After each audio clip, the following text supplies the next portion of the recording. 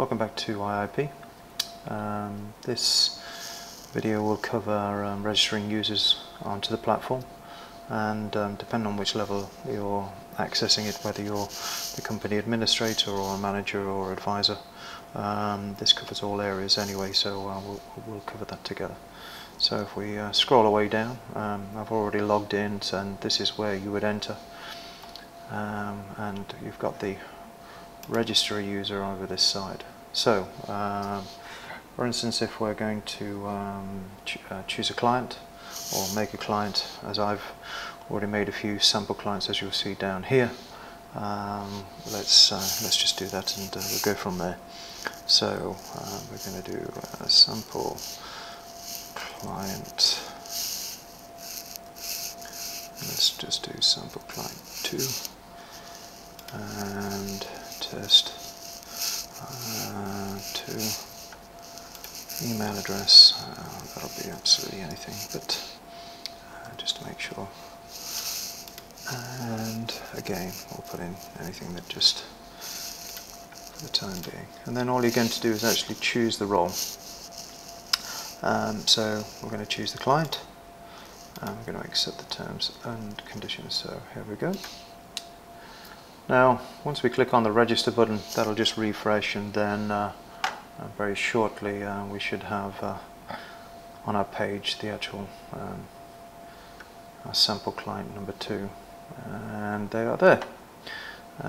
Interesting email address I created there. What it is showing is that the risk profile is missing, so we'll go into that very shortly, and the risk profile that we've built into the system is FCA accredited.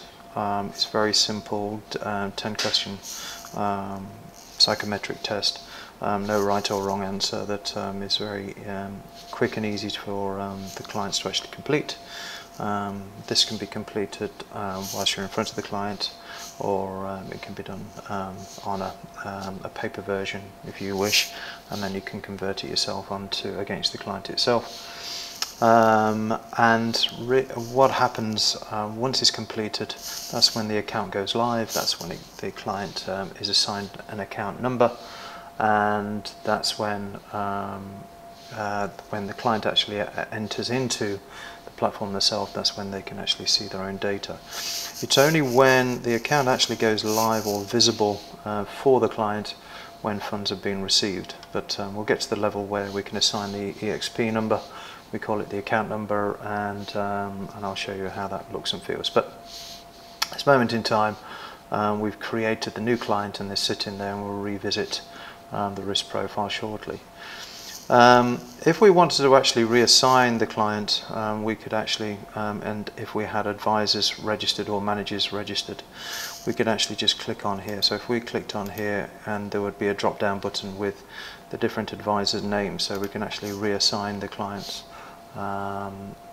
or we can actually do exactly the same for advisors. So if we had advisors registered under various managers, but we wanted to move them under a different manager, again we could reassign them as well.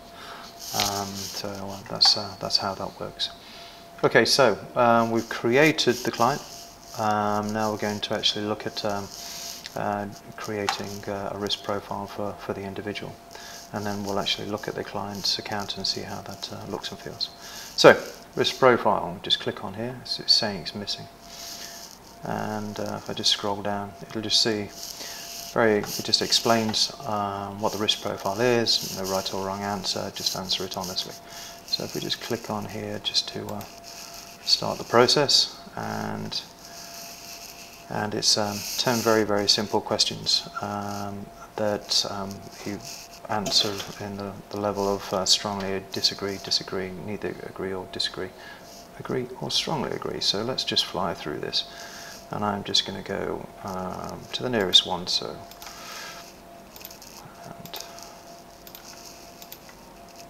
just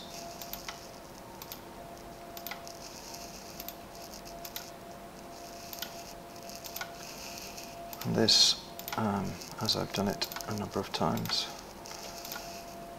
and once we do the last one, we'll create an overview as to what the risk rating is, and gives a kind of a description there. And also you'll actually see that the client now is actually being given this balanced risk rating, and you'll see the colour blue assigned to them. Each of the different risk profiles have different risk, a colour assigned to them, and it'll actually follow throughout the theme of the client's account. So if we just press continue here, and then you'll see the client account. Now they haven't been assigned an account number yet, it's just left as blank for the time being. So sample client 2 that we created and test 2, that was the surname. And then if we go back into my account, we'll see now that the client's account, there's no longer that red button saying that it's missing, and the account profile is actually being registered, the risk profile. So we can renew that or update that as and when we see fit. Okay, so for this client here, I'm just going to actually choose to enter this sample client account, and just do enter from here, and then you'll see the client account. So we've got an EXP number, which is test 1, and again just some details on the actual client's risk rating there. So the theme being, or the colour theme being green. We have performance charts. This is, I say, we don't have any actually investments here, physical investments.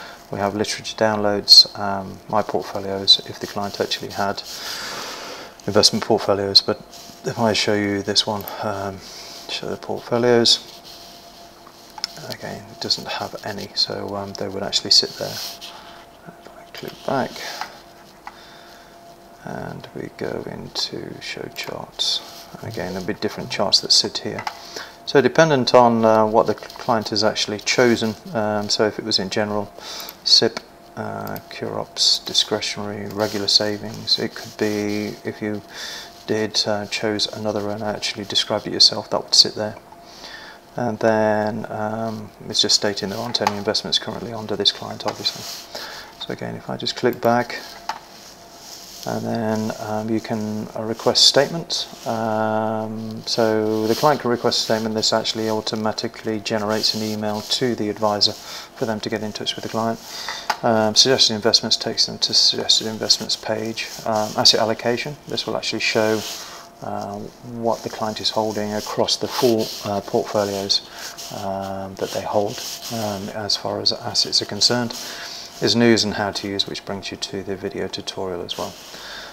So that's pretty much about it. If I go back into my account, and as I say, you can register all the different roles, which is manager, advisor and client, depending on which level you actually enter here. And that's pretty much about it. You also, from this section, just to cover off, you can see all dealing instructions. The DocuSign documents are actually there on file as well, and the administration level for the companies, the IFA companies, they can set up their own model portfolios. And that covers the tutorial for this section. If there is anything else that you require regarding this area, please don't hesitate to actually contact us directly.